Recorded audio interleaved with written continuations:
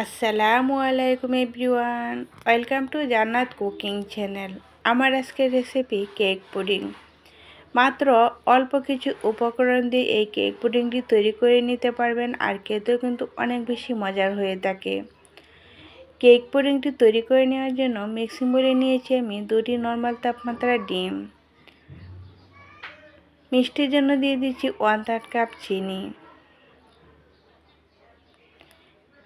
এই পর্যায়ে দিয়ে দিচ্ছি 1 চিমটি লবণ।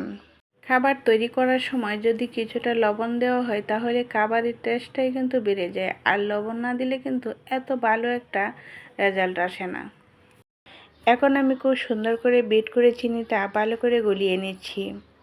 দিয়ে দিচ্ছি লিকুইড দুধ 1 কাপ। এখানে কিন্তু ঘন দুধ ব্যবহার করবেন, আর ঠান্ডা দুধ দিবেন না। জাল করে তারপর ঠান্ডা দুধটা ব্যবহার করবেন। সব কিছু একসঙ্গে আবারও 1 থেকে 2 মিনিট মিশিয়ে নিচ্ছি।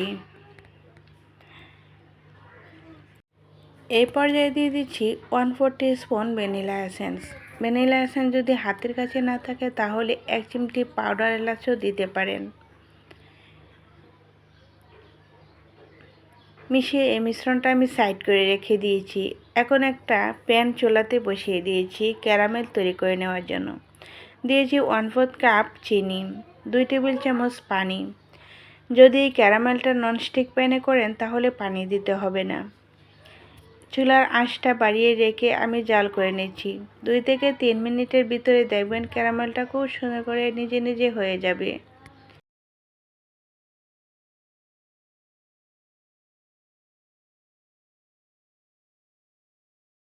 ক্যারামেলের কালার যখন চলে আসবে তখনই চুলার আঁচটা বন্ধ করে তারপর নাড়াচাড়া করে দিলে খুবই সুন্দর একটা কালার চলে আসবে। তখনই ক্যারামেলটা চুলা থেকে নামিয়ে নিতে হবে।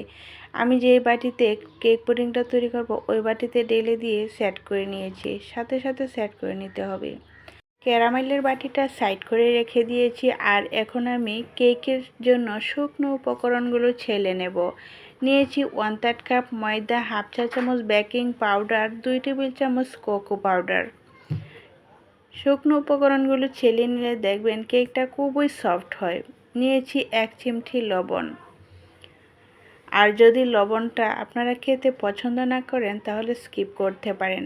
এখন আমি শুকনো উপকরণগুলো মিশিয়ে নিচ্ছি, আর এই বাটিটাও আমি সাইড করে রেখে দিয়েছি। আর মিক্সিং বলে নিয়েছি 2টি নর্মাল তাপমাত্রা ডিম।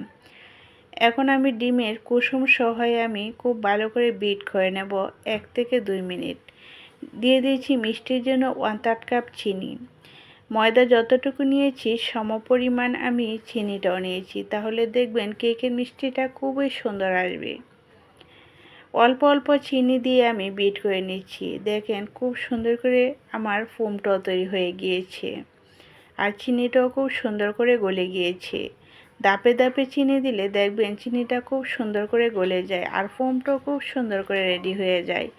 দিয়ে দিচ্ছি এখানে 1 টেবিল চামচ রান্না করা রেগুলার তেল, হাফ চা চামচ ভ্যানিলা এসেন্স। এখন আমি যে ছেলে রেখে দিয়েছিলাম শুকনো উপকরণগুলো ওইগুলো অল্প অল্প দিয়ে এক সাইড থেকে ফোল্ডিং মেথডে মিশিয়ে নেব। আলতোভাবে এক সাইড থেকে ঘুরিয়ে ঘুরিয়ে মিশিয়ে নিলে দেখবেন আপনার কেকের ফোমটা বসে যাবে না। ফোমটা যদি বসে যায় তাহলে কেকটা এত ভালো হয় না।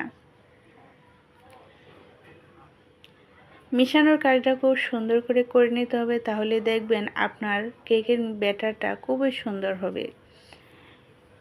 এভাবেই আমি খুব সুন্দর করে মিশিয়ে নেব। একটু সময় সাপেক্ষ, কিন্তু মিশিয়ে নিলে আপনার কেকটাও খুবই সুন্দর হবে। এখন আমি মিশ্রণটা খুব সুন্দর করে মিশিয়ে নিয়েছি, আর মিশানোর পর কেকের ব্যাটারের ঘনত্বটা এরকম হবে। উপর থেকে ফেললে দেখবেন সাথে সাথে মিলিয়ে যাবে না, তখনই বুঝতে পারবেন ব্যাটারের ঘনত্বটা ঠিক আছে। এখন আমি যে বাটিটা রেখেছিলাম ক্যারামেলের ওই বাটিটার মধ্যে আমি একটা স্ট্রেনারের মধ্যে দিয়ে দিচ্ছি পুডিংয়ের মিশ্রণটা অবশ্যই চেলে নেবেন, তাহলে পুডিংটা খুবই স্মুথ হবে।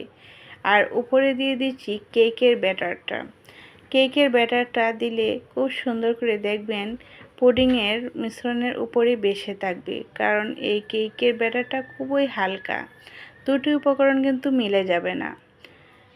এই কেক পুডিংটা বাপিয়ে নেওয়ার জন্য চুলায় একটি প্যান বসিয়ে পরিমাণ মতো পানি দিয়ে তলানিতে একটা স্ট্যান্ড বসিয়ে দিয়েছি। আর স্ট্যান্ডের উপরে আমি কেক পুডিংয়ের বাটিটা রেখে একটা ঢাকনা দিয়ে ঢেকে দিয়েছি। এখন প্যানটাও আমি একটা ঢাকনা দিয়ে ঢেকে দিয়েছি। আর প্যানের ঢাকনা যদি ছিদ্র থাকে ওই ছিদ্রটাও অফ করে দিতে হবে। চুলার আঁচটা অল্পতে রেখে আমি কেক পুডিংটা বেক করে নিয়েছি 25 মিনিট। 25 মিনিট পর চেক করে নিয়েছি। দেখেন মাশাআল্লাহ খুব সুন্দর করে কুক হয়েছে। এখন আমি এই কেক পুডিংটা চুলা থেকে নামিয়ে ভালো করে ঠান্ডা করে নিয়েছি। একটু ভালো করে ঠান্ডা করে নিতে হবে, না হলে দেখবেন পুডিংটা সেট হবে না। চাইলে আপনারা নর্মাল ফ্রিজে আধা ঘন্টা রেখে দিতে পারেন, তাহলেও দেখবেন খুব সুন্দর করে সেট হয়ে যাবে। না হলে দেখবেন পুডিংটা ভেঙে যাবে। এখন আমি আপনাদেরকে ডিমোল্ড করে দেখাচ্ছি। দেখেন মাশাআল্লাহ খুব সুন্দর হয়েছে। আপনারা হয়তো দেখে বুঝতে পেরেছেন কেক পুডিংটা কতটা বেশি সুন্দর হয়েছে। আমার এই কেক পুডিংটা কিন্তু দেখতে এরকম হয়েছে।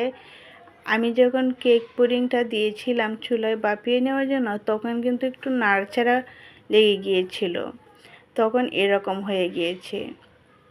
আর ভিতরে কিন্তু ঠিক আছে। দেখেন কত সুন্দর হয়েছে।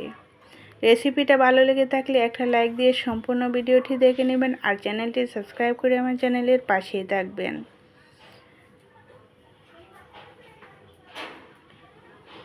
আজ তাহলে এই পর্যন্তই। সকলেই ভালো থাকেন, সুস্থ থাকেন। আল্লাহ হাফেজ।